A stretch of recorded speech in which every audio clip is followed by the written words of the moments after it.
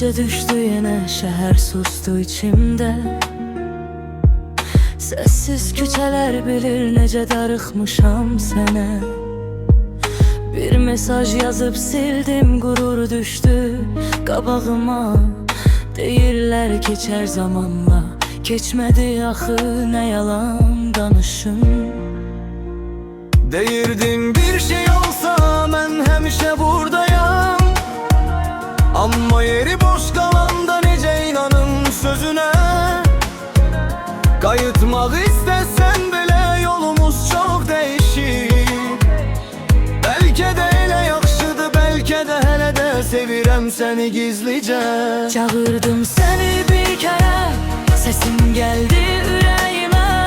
Gedib dedin olar bəlkə, bəlkə də dönərsən gecə gündüz diləyimə.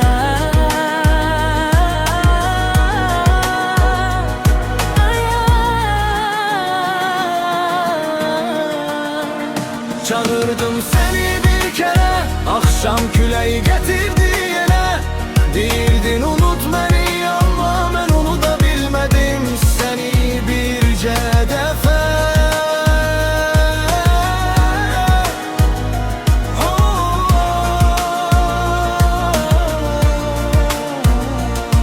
Biz yolları itirdik, ya yollar bizi. Saxla ürəyini, hələ silmə izi. Bəlkə də gecikdik, amma gec deyil.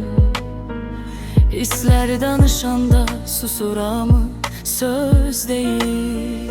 Deyirdim bir şey olsa mən həmişə buradayam, amma yeri boş qalanda necə inanım sözünə.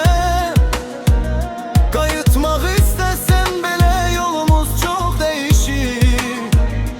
Bəlkə də nələ yaxşıdır, bəlkə də hələ də sevirəm səni gizlicə. Çağırdım səni bir kərə, səsin gəldi ürəyimə. Gedib dedin olar bəlkə, bəlkə də dönərsən gecə gündüz diləyimə.